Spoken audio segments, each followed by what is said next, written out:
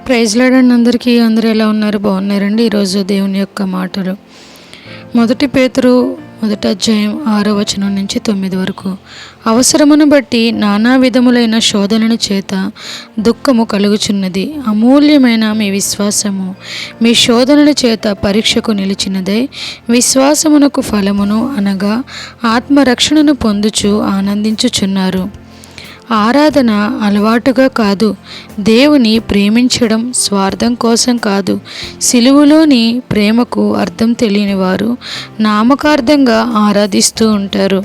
ఆ ప్రేమ అనుభవించేవారు దేవుని ఆత్మలో సత్యముతో ఆరాధిస్తారు. యెషయా 48వ అధ్యాయం 10వ వచనములో, నేను నిన్ను పుటము వేసి తిని వెండిని వేసినట్లు కాదు, ఇబ్బంది కొలిమిలో నిన్ను పరీక్షించి తిని. అవును, దేవుడు ప్రేమించే వ్యక్తి ఇబ్బంది కొలిమిలో పెట్టబడతారు. ఒకదాని నుండి తేరుకునేసరికి ఇంకొకటి సిద్ధంగా ఉంటుంది. మనం చేయగలిగింది ఒక్కటే, దేవుని వైపు చూచి ఆ కష్టం బాధ కోసం స్తుతించడం, వాక్యానికి లోబడి దేవుని సహాయం కోసం ప్రార్థన చేయడం. బైబిల్లో రాజులు యుద్ధానికి వెళ్ళకముందు దేవుని సంప్రదించేవారు. మనం కూడా ఒక ఆత్మీయ పోరాటంలో ఉన్నాము. మనకి విజయం ఇచ్చేది దేవుడు మాత్రమే. ఆయన పొందిన దెబ్బ చేత మనకు స్వస్థత కలుగుచున్నది. విశ్వాసం కోసం దేవుని వద్ద పెనుగులాడి ఆయన చిత్త ప్రకారం జీవిస్తూ విజయాన్ని కాంక్షించాలి.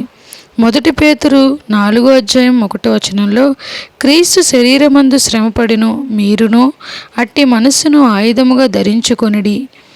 శ్రమ ఏ విధమైనదైనా కావచ్చును. అనారోగ్యం మరియు ఇతర బాధలు ఏవైనా కావచ్చు. మనము రక్షింపబడినచో అది ఏ విధమైన శ్రమ అయినా దేవుని అనుమతి లేనిదే మన జీవితంలోనికి రాదు. శ్రమ ఒక ఆయుధం.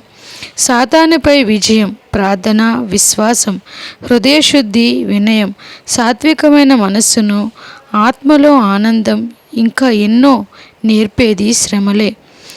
ఒకానొక దశలో సాతాను తెచ్చే శ్రమలకు విసిగిపోయి ఇలా అన్నాను, ఒరేయ్ సాతానా, నీకు వెల్కమ్ బోర్డ్ పెట్టాను, ఏం చేయాలనుకున్నావో చేసుకో.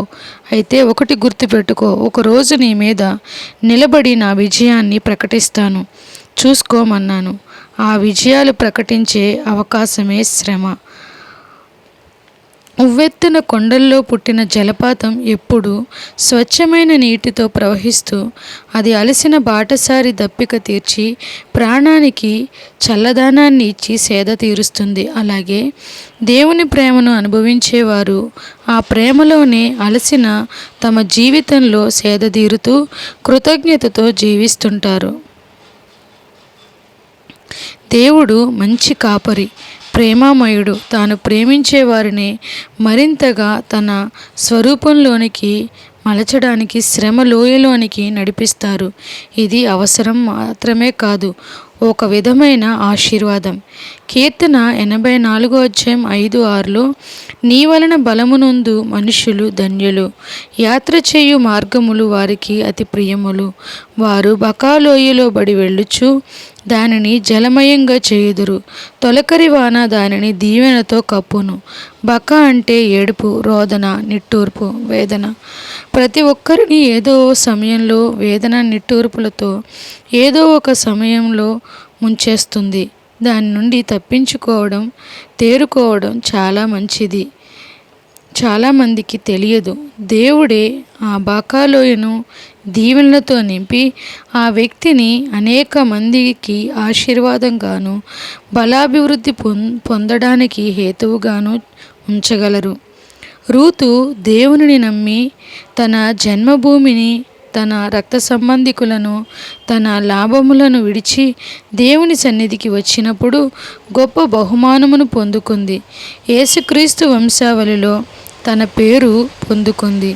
ఎటువంటి పేరు లేని ఒక స్త్రీకి చరిత్రలో అందరూ ఆమెని జ్ఞాపకం చేసుకునేలా ప్రభువు ఆమెను హెచ్చించారు. అందుకే క్రీస్తు నమ్మిన వారికి ఎప్పటికీ సిగ్గునందరు. విలువలేని జీవితమునకు విలువ ఇస్తారు. ఈరోజు మీరు కూడా ఆయన పైన ఆధారపడి ఉన్నారు కాబట్టి మీరు ఎప్పటికీ సిగ్గునందరు. ప్రార్థన. ఏ యోగ్యత లేని నా జీవితమునకు ఘనత ఇచ్చిన యేసయ్య, నీకే నా స్తుతులు తండ్రి. నేను నీపై ఆధారపడి ఉన్నాను కనుక నేను ఎప్పటికీ సిగ్గునొందను, ఎందుకంటే క్రీస్తు నాలో ఉన్నారు కాబట్టి. ఆమేన్. దేవుడి పరిశుద్ధ వాక్యం దీవించునుగాక. ప్రైజ్ ది లార్డ్ అండి. Thank you so much.